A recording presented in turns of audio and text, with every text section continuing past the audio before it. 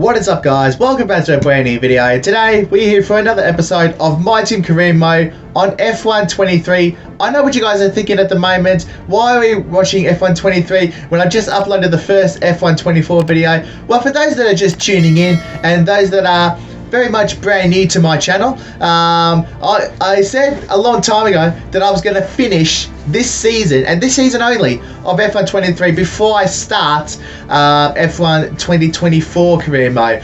At this moment in time, I am still undecided which career I'm going to choose. I don't know whether I'm going to do a My Team career mode or a driver career mode. I might even do both at the same time. Who on earth knows? So as you can tell by the title, we are in contract negotiations mode now, and we are here to decide whether we're going to keep our current teammate Mark Webber or go with another driver. So as you can see there, we're with the third best car at the moment, but Mark hasn't really put in the performances that that really we'd kind of hoped for, which I find a little bit disappointing because, yeah, it's a bit, you know, a bit upset that, you know, he hasn't put in the performances. So we've had our eyes on a few different drivers: Jack Doohan, Liam Lawson, Oscar Piastri. You know, I want to try and keep the all Aussie theme going, but going through which driver will probably suit our team better, I've decided to go more towards Liam Lawson because he's 82 driver ratings. Well, that's probably because he had his go in the real life races. So we decided to approach him, and here he has accepted our approach. But so he has accepted our approach, but at this moment I don't know if we want to accept it, because at this stage we haven't tried to re-sign Mark as of that point. So I've decided to sort of hold off of Liam for the moment until we decide what Mark wants to do, because I really do want to keep Mark, but he hasn't really put in the performances like I kind of hoped for. So we'll give him the second half to decide to keep going with the team. So he has accepted our approach. We're going to go for a medium risk 4 mil, which is his salary 4 mil. And we're going to send the demands, see what happens. And he doesn't sign the contract.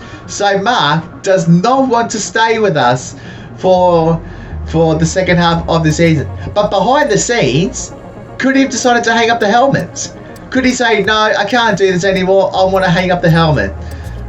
Anything could have been going on behind the scenes. Who the hell knows? He didn't sign the contract.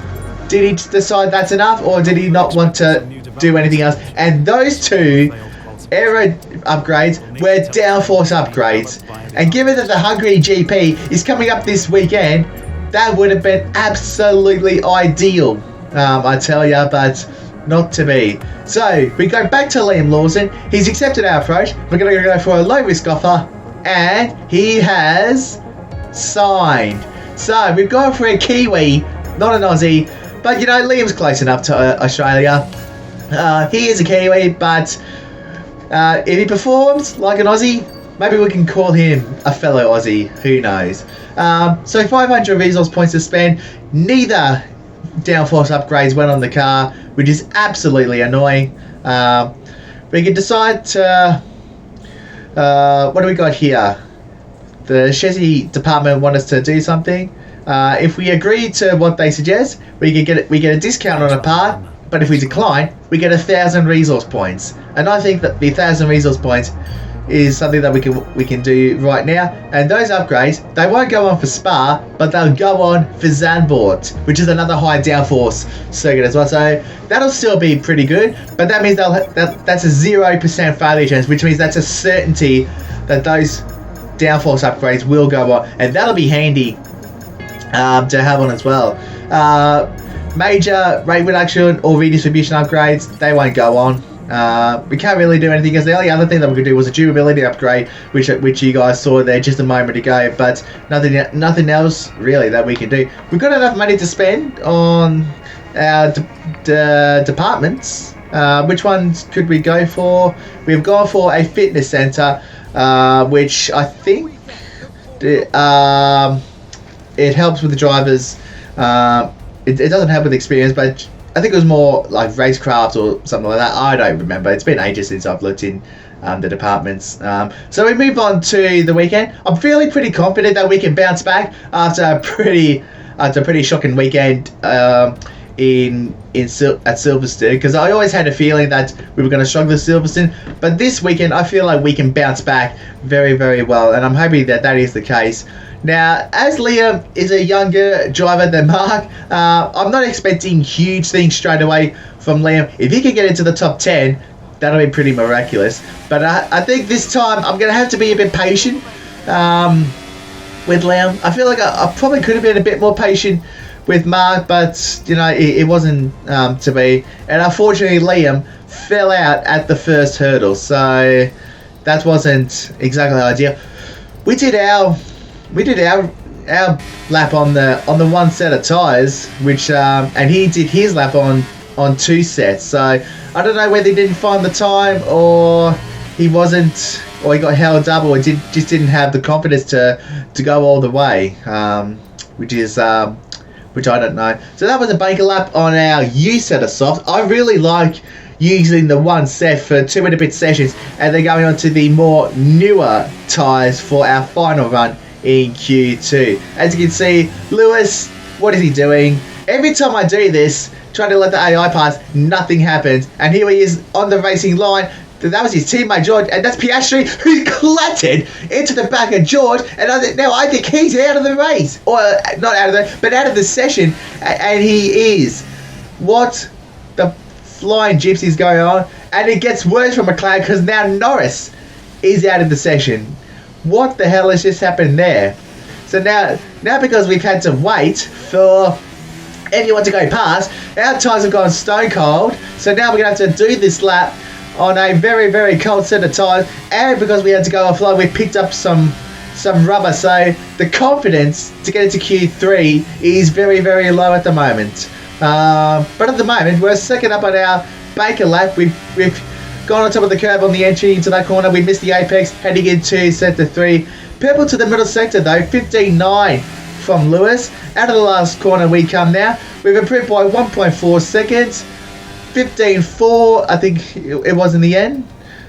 And we get into Q3, and incredibly, all three Brits have copped grid penalties.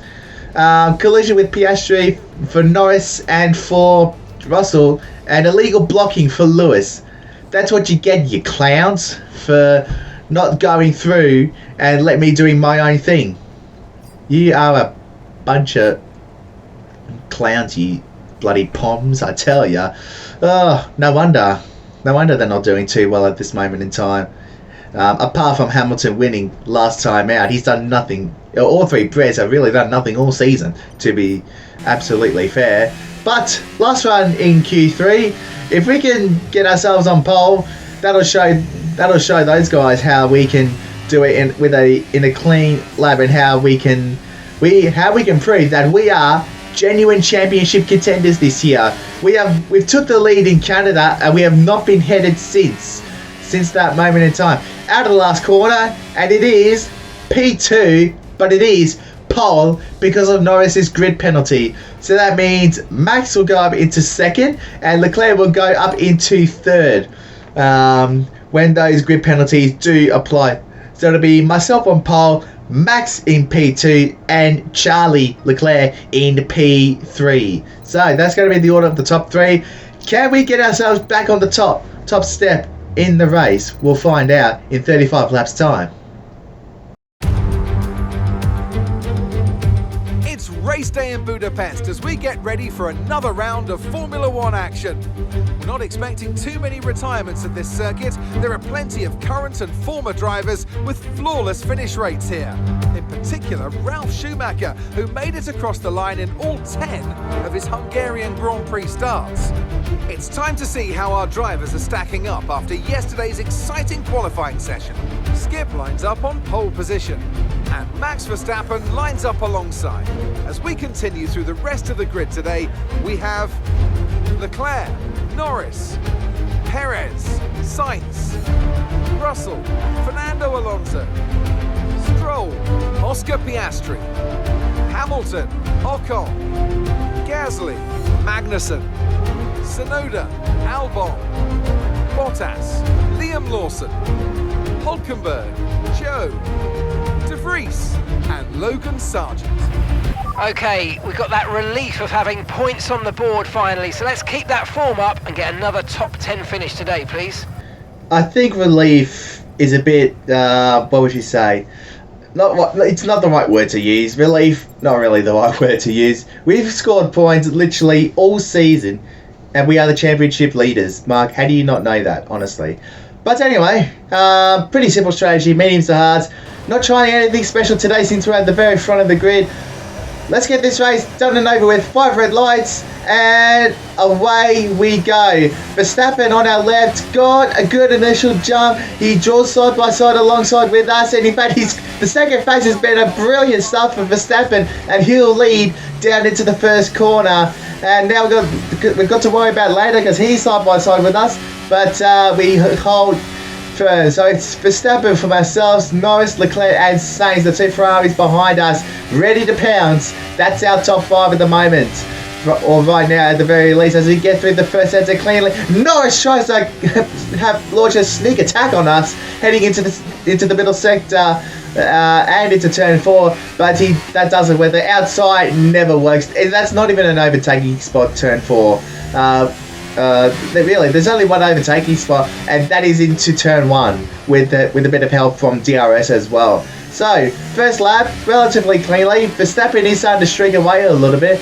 Norris is on the soft compound tyres, which surprised me because he'll be boxing fairly early, and he'll be hoping to get past me and stay as close to Verstappen's pit window, which is around 2 or 3 seconds. If he does that, he'll command track position. Whether he'll stay in front or not will remain another question as we work our way through this race at the moment. Lawson, he's also started on the softs as well. First look at our new teammate, he's also decided to start the softs. I think that's not a bad idea since he's starting that far down. Team radio. It's Verstappen ahead. Okay, gap ahead is 1.2 seconds. They're on fresh mediums. Okay, they've got 4 laps on their tyres. We think they've got 1 more stop. Okay, I just wanted to check on what Verstappen was doing. So he is literally on the same strategy as us. We might have been following him into the pit lane, or we might go for 1 lap fresher tyres. And we're going to hear about Lando. Norris behind. Okay, push. Gap to the car behind. 0.8 seconds. Okay, they're on old softs. Their tyres are 5 laps old. We think they've got 1 more stop. Okay, so that's interesting. So Norris still to win at 1 stop, but I'm thinking he's wanting to get those tyres as far into the race so that he can doesn't have to worry about tyres as much. Whether he'll go to hards or mediums, I'm not 100% sure. Red flag is out. We've got a red flag here at the Hungarian on lap 7 of this race. What has caused this red flag this time? And to be honest, I'm starting to get sick of them a little bit because I just want to run my own race. So here we have Bottas losing the car, or losing the rear end, and into a plane spin. And wait for the cue to catch up behind, and there we go. That's the reason for the red flag. Come on, guys. Why couldn't you have just gone around? Bottas, honestly, that could have been easily avoided. So there's Liam. Doesn't touch the Alpine's gearbox, but he gets rear-ended by one of the Alpha Towers. I think that might be De Vries or Tsunoda. I'm not 100% sure. So, interesting choices here. 1 stop, hards to the end of the race. That's 9 seconds faster. 9 seconds faster to go hard tires to the end of the race, or we go for a set of softs and we pit onto mediums, or could we do 2 softs? I don't know. That might be stretching it a little bit because the restart is on lap 9. We could be stretching those softs quite a fair way. 12 lap stints, they'll be right at the edge. So I think we'll go on the softs and we will go into mediums to finish the race. 5 red lights, and we're on for a restart. Shocking start from Verstappen at the first at the first phase of the restart, but he's on the hard compound tyre, so that explains his poor start. Norris is on the medium tyre. We've got the inside line. We should have more grip than everybody else behind us. Charles Leclerc is also on the soft compound tyres as well. So us and Leclerc going flat out, I'm assuming. That will be Leclerc's strategy. And then we'll pit lap 2021. That is roughly going to be our pit window. So all is good so far. We've got track position at the moment, but we're now going to push as hard as we can. Because Verstappen's on the hards, he'll be looking to get them to the end of the race. And I don't think that's going to be much of an issue. The only other issue I'm thinking of is tyre wear. How much are those tyres going to suffer? But this is quite a few laps later. Verstappen coming back at Leclerc. Are Leclerc's tyres starting to die off already? I wonder.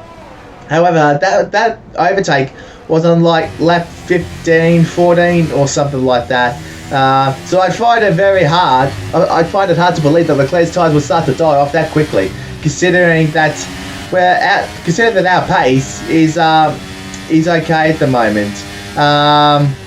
So yeah, that raises some question marks to know. So at the moment, we're keeping it nice and clean at the moment. We've got the car pointing in a straight line, and now we've made it to lap 20. That's our pit window. I think we'll come in first opportunity.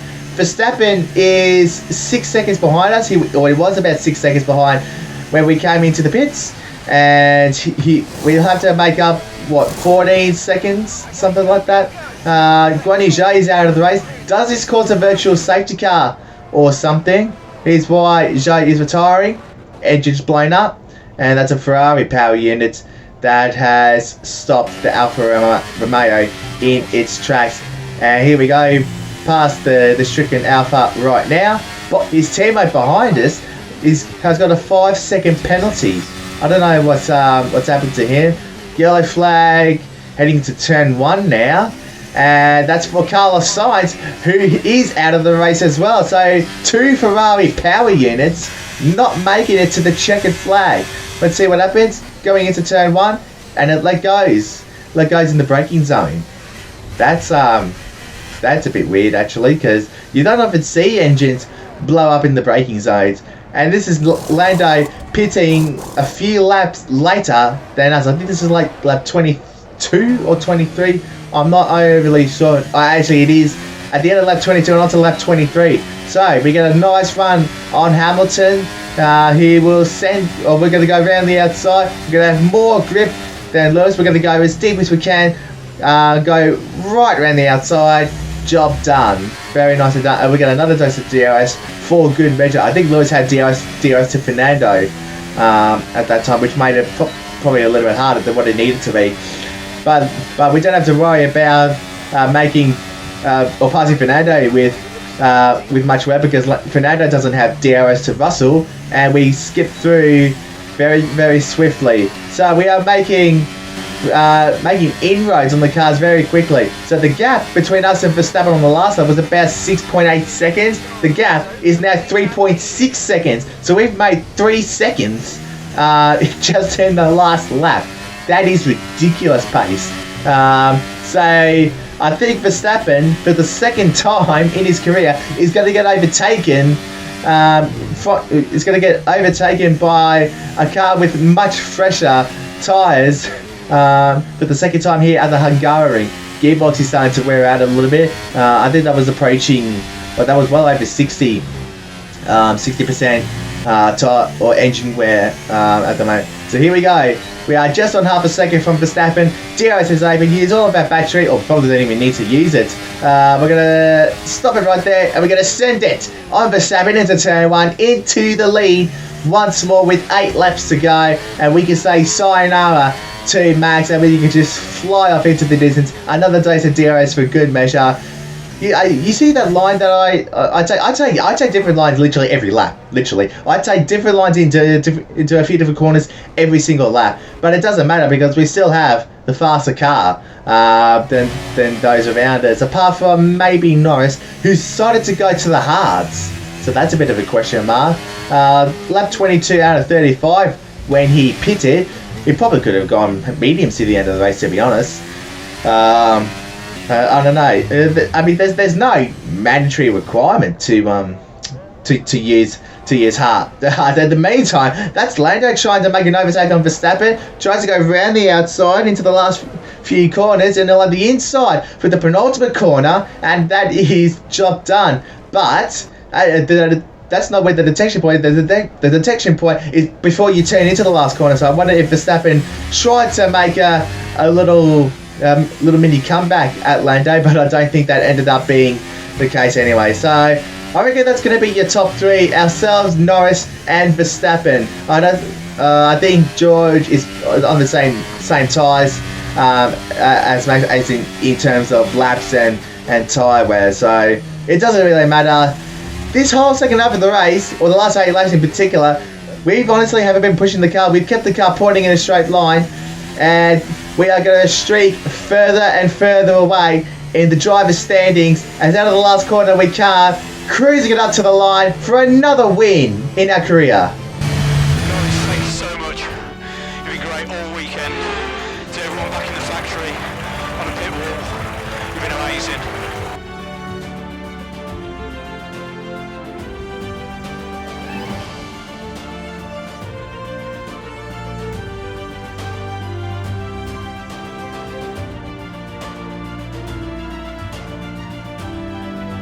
The faces on our top three look so incredibly happy as they make their way up to the podium. A much-deserved victory and a brilliant performance from them all. Yes, it was indeed another brilliant performance from us today. We've had to do it via a two-stop, which is a bit rare, let's say, in this season. Generally, all races are one-stops, as far as we are anyways. But we made the two-stop work. Well, you could consider a red flag change of tyres. You can consider a pit stop, because you can change tyres under a red flag. And I think, well, we certainly made it work today. But I didn't expect that we would, get that close to Verstappen very quickly. But I tell you what, it's a good thing that we did, because when Lando passed him, I think that was like lap 30 or something, he gapped Verstappen by 7 seconds. That's over a second a lap. So that's actually, that's pretty nuts if you think about it.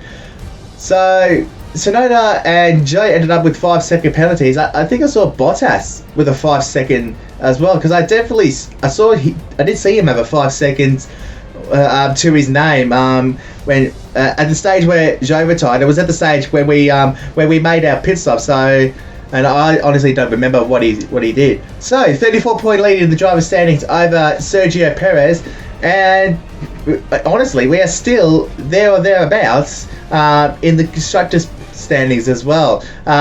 With the gap being so tight at the moment, and us flying the flag for the team, I don't know how we're going to overcome Red Bull, Ferrari and Mercedes and McLaren. We still have to keep our wits about McLaren, because they're only a few points behind us. So we still need to be acutely aware on what's going on with those guys. But I do have the confidence that we can still stay ahead of them, even if we have to do it ourselves. But of course, in Liam's first race, I think he got 12th or 13th, something like that. So a solid outing for him in what is, I think it's like the 3rd or 4th fastest car at the moment. So if you get to the fridges of the top 10 and us where we are at the moment, because I know I've got the confidence in myself to have very solid race pace. I just hope that Liam gets up there once or twice, at least once or twice, to kind of help me and the team, constructors wise. I'm hoping that we can progress a bit more as a team and to get Liam up with us, because he is a young driver. You guys I can probably guess what you guys are saying at the moment. Did we fire Mark, or did he just not want to sign? Well, anything could have gone on behind the scenes, in all honesty. Whether he didn't want to sign the contract, whether he was going to hang up the helmets, or whether he just didn't want to, he just wasn't interested anymore. There are many things that goes on behind the scenes, so it's really hard to say. But anyway, guys, thank you guys so much for watching. Leave a like if you enjoyed this video. Subscribe to the channel if you need to see plenty more F1 23 and very soon F1 24 content as well. Until the next one, very, very soon, I'll see you guys next time.